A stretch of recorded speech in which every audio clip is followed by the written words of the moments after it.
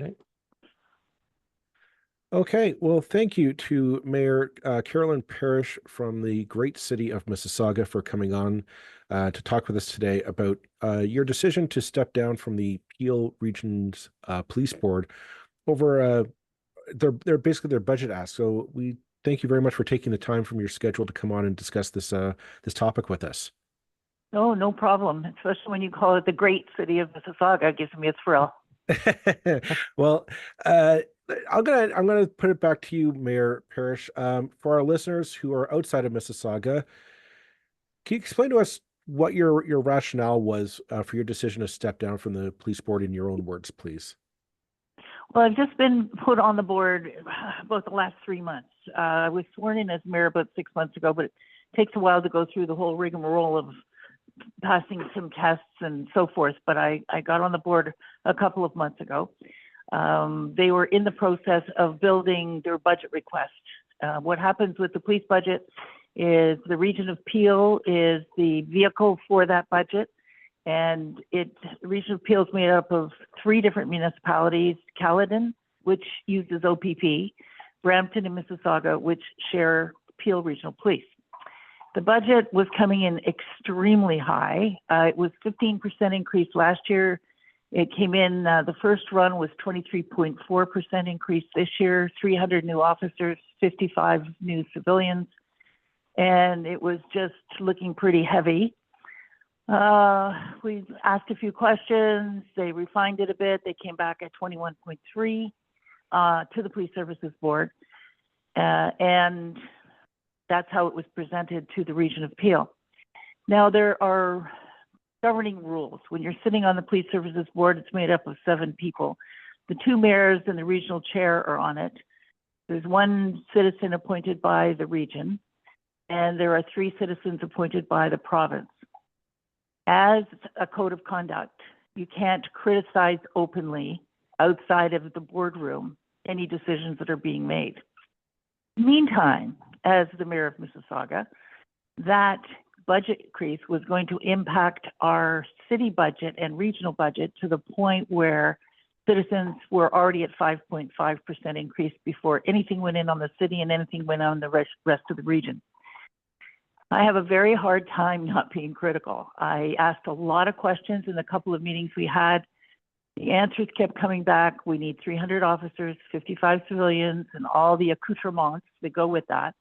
And I was realizing it was something I was going to have to speak against as the mayor of the city, so that older folks that are barely making their payments on taxes are now going to lose their houses, because it was going to come in over 9%. And that is just a little bit too much for us to be able to say, well, I can't speak on it. I'm on the board, so I have to agree with it. I've never been a person that could do that.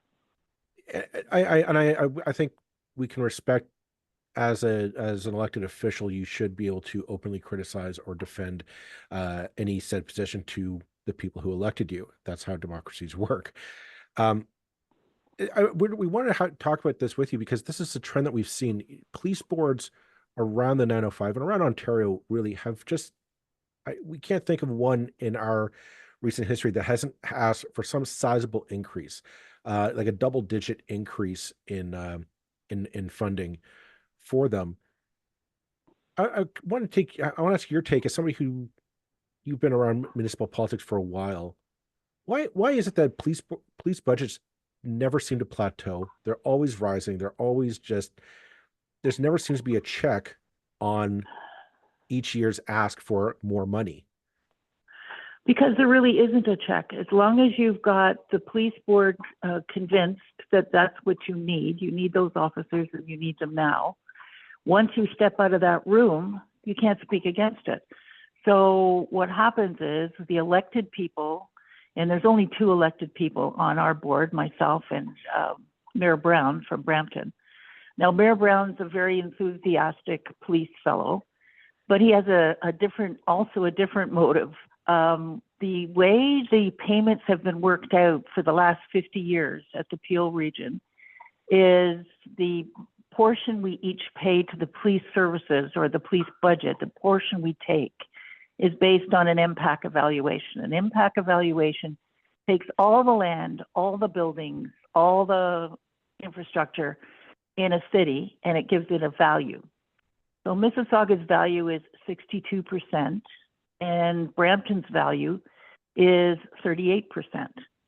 So this budget is going to whack, bad choice of words, it's going to whack us an extra 85 million more than what Mr. Brown is paying on his taxes for his taxpayers. So it's really gotten to the point where it's so heavy. Last year was 15%, this year's 23.3%, that I can't sit back and say, we're going to take this. We just can't.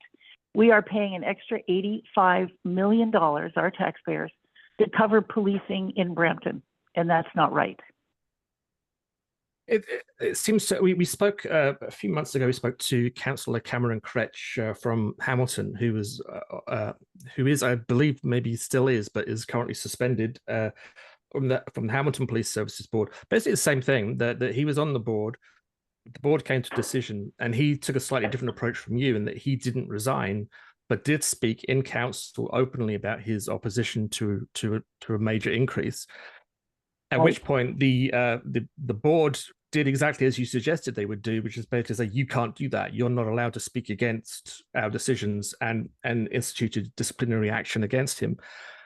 This seems to us a very strange situation, that basically the police services boards are above.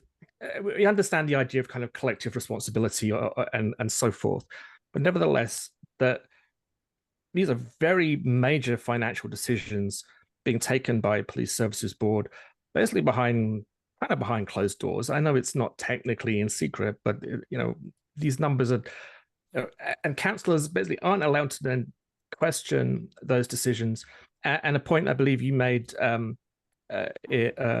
certainly was mentioned in the CBC article on this, that basically the regions and the municipalities who in theory can vote against these increases really don't have that power per se. That whatever the board says is pretty much what ends up happening, whether you like it or not. Is that anything like a fair description? That's pretty accurate. I can give you a bit more detail. Yesterday we had our first regional budget meeting of Peel Region Council, and we passed a resolution to send the budget back to the Police Services Board and ask them to please take another look at it. I think we sent it back at 4 o'clock, and less than 6 hours later, quite late in the evening, we got the response, which was a 2-page long way of saying, no, we're not doing it. So the only recourse we have now is we pass a motion at the region that says we are setting your budget at such and such an increase. We can't tell them what to spend it on, how to spend it, and that's not our job. But we could say, okay, instead of 23.3, we want you to come back in at 15. And then if they disagree, then they can take it or we can take it. I'm not absolutely sure on this. I should have memorized it. But one of us can take it off to adjudication. And then an adjudicator is appointed that will sit with the Police Services Board, sit with representatives of regional council, and possibly come up with some alternative. Toronto did that last year and failed miserably. So the system is such that you're actually in a position, if you are on the board, you can't criticize it. And if you're not on the board, you don't know the inner workings of how that number was. You don't get a line by line when it goes to the region. And if any, I was talking to Joel before we came on. It's like, well, if any other kind of aspect of local regional government came in, I mean, if the school boards all said we want a 23% increase, I'm trying to think of other examples, but there are many. If the environmental protection agencies wanted a 23% increase, all hell would break loose. But somehow with police boards, that doesn't happen. Well, I mean, I guess this is hell breaking loose to an extent, but I mean, it's taken this kind of level of incident to really get it onto the radar. Whereas, why are police boards exempt from the normal kind of oversight that other organizations have to abide by? And that's a very good question. And I also want you to know, I don't, as of nature, I don't fight police service board decisions. I don't fight reasonable increases that we can handle. But we're at a stage with this one where it's a massive increase. Our tax bill will be up around just under 10% increase from last year, which was already had a big increase on it. I am a police brat. My father was a cop in Toronto for 37 years, and we never lived high on the hog. So I think you pay police well. They have a difficult job, and they're getting into a range where they're being paid more fairly. That I'm not opposed to. What I am distressed about, I'm not even opposed to hiring 300 officers. Toronto stays theirs in. I think they put in 180 this year. They're adding some more over the next 5 years till they get to 500. Our guys are going to do 600 in 2 years. And given the unfair way the police bill is split between Brampton and Mississauga, we're carrying, as I said, $85 million of Brampton's share on our shoulders, which means I have to tell seniors on fixed incomes, I have to tell people that I'm sorry, I've got to raise your taxes 10% this year just to hold our own. So yes, it seems a bit odd, but those are the rules of the game. And I knew the rules when I went in. I used to always wonder why Hazel McCallion never went on the police services board, and I found out in 3 months because she wouldn't have kept her mouth shut. She would have been fighting it.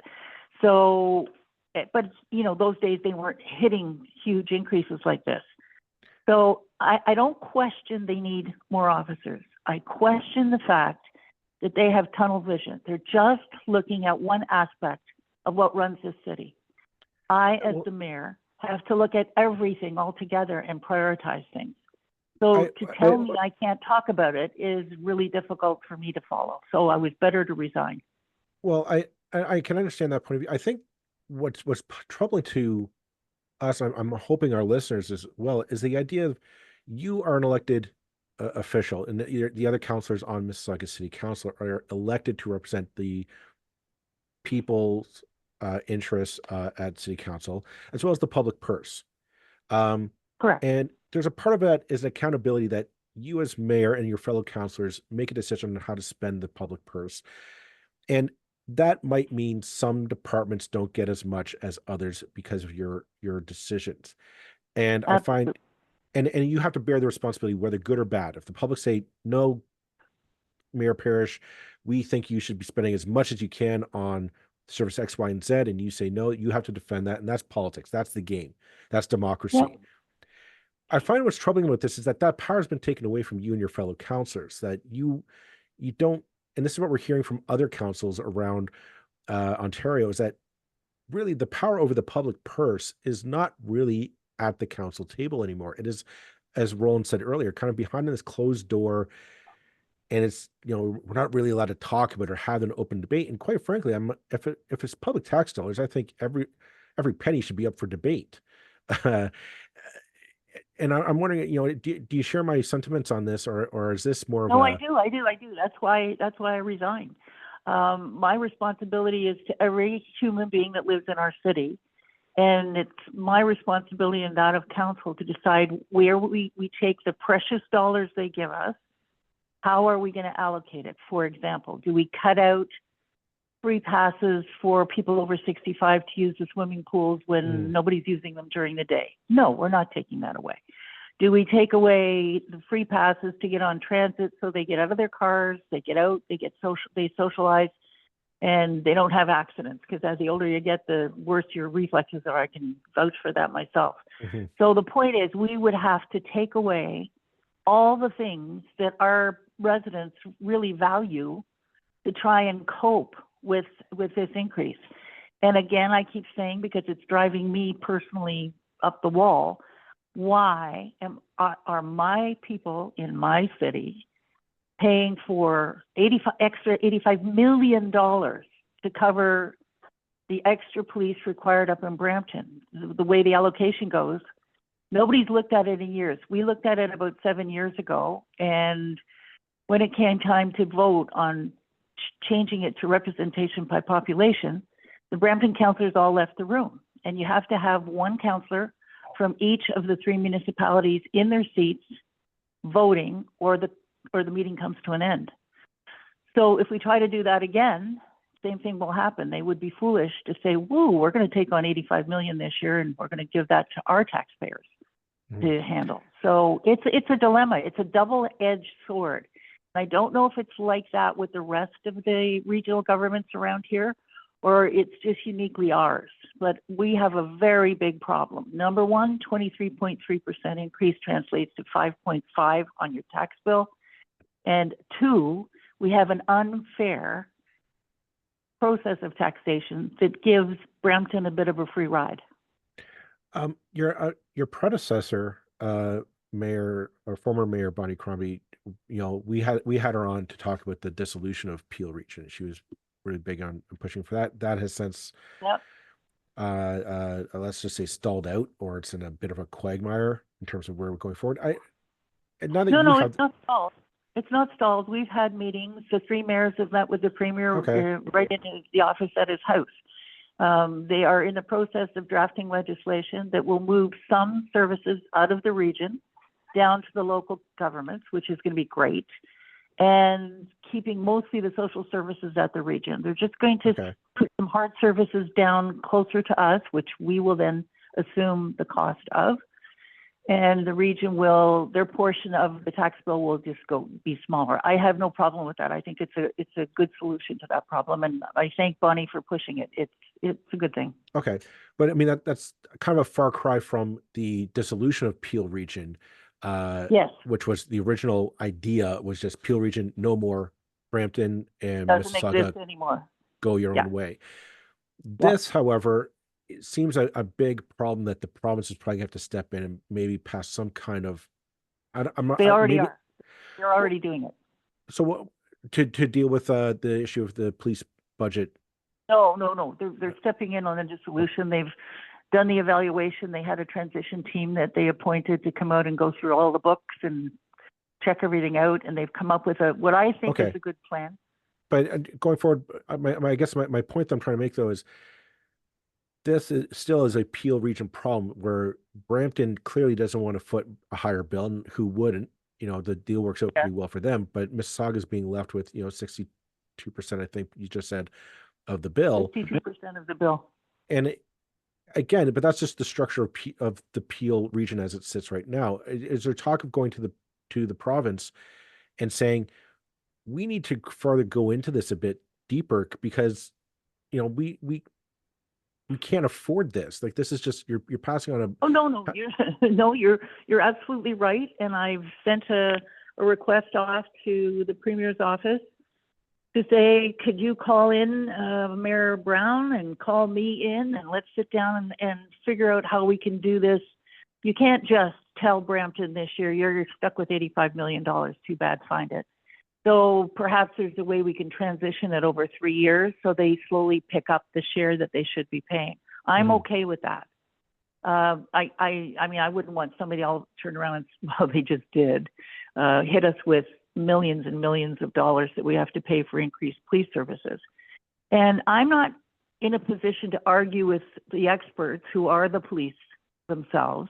If they say this is how many we need, if they were to smooth it out and take 5 years to hire those people, we could probably get ourselves in shape to handle it.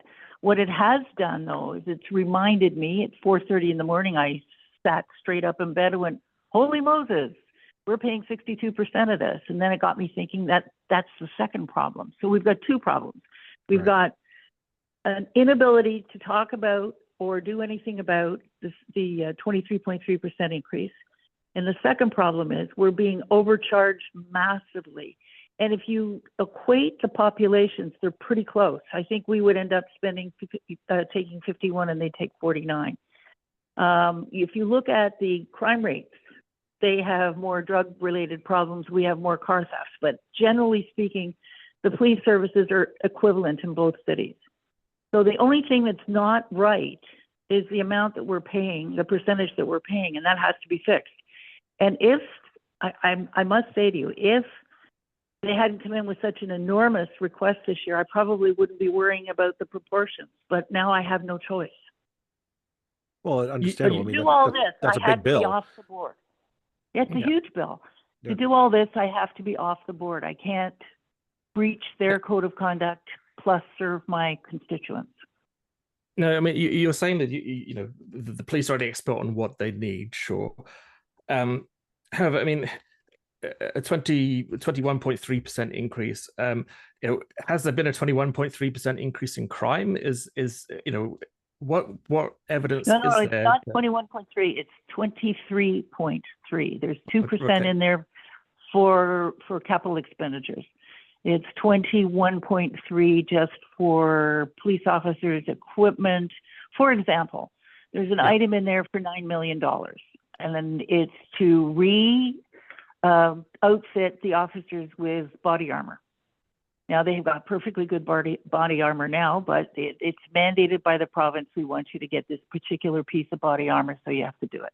We also want you to change the type of guns you use. So $9 million later, the province has mandated this, so they have to do it, but it hasn't put a penny into it. So those are the sorts of things that if you could go through the budget as a regional council with a fine-tooth comb, we could advocate on their behalf. We could say to Mr. Ford, who's pretty reasonable and very pro-police, if you want $9 million more equipment, could you please pay for it? And we would be able to work together with the police, but it doesn't work that way. It's like two separate bodies, and as I said, the only ones that cross the divide are the two mayors, and they can't and will not be able to speak out against what's going on. So again, if the original question you asked me is why did I resign? I resigned because I can't wear two hats, and I have to choose the one that's most important to me. Okay. Well, I think that covers it pretty well. I appreciate we both appreciate you giving us the time today to talk about this. I think it's a really important subject. As I say, it's something that's come up in multiple municipalities, and it ultimately comes back to an issue that comes up again and again with municipalities, and that you're on the hook for the what you go and ask. You know, what you take in taxation, but you're not actually being in control of the decisions, which right. I think is and I don't know. Patrick Brown seems happy with it. As a matter of fact, I was in a room when he said, "You sure you don't want 600 new officers?" So, but if I were in Patrick's shoes, I'd be okay with it too, because I'm not paying my share. So it's like, you know, he knows we need more officers. I don't disagree that we need more officers. I wouldn't have done 300 in 1 year. And they did 150 last year. They're playing very rapid catch up because we're becoming a really serious big city now. We're not the kind of sleepy little suburban city that we were. So yes, the crime is increasing. I'm not sure if we need that many right away, but as I said, that's not the issue. The issue is I can't sell that to my taxpayers and say, I think this is fair, because I don't. Well, you know what? I think that's where we're going to have to leave off this episode on that note. So thank you, Mayor Parrish, Mayor Carolyn Parrish from Mississauga, for coming on today to talk about this important issue. And we look forward to seeing how this develops. Well, and I appreciate the opportunity to explain it really clearly. I know I've probably repeated myself a little, but I have a tendency of grabbing onto the serious facts and just jamming them at people as much as I can. That's why we love doing this, because we can. It's not the 3-second soundbite. We can actually dive into the numbers and the facts and get a bit more nuance in terms of this this complex issue. So we thank you very much for your time. It's been very informative. Thank you very much, and I'm sorry it took me a while to get in. I'm not technically all that confident. Oh, it's all good. Nobody knows the difference. Okay, thank you very much. Take care. Thanks. Bye bye.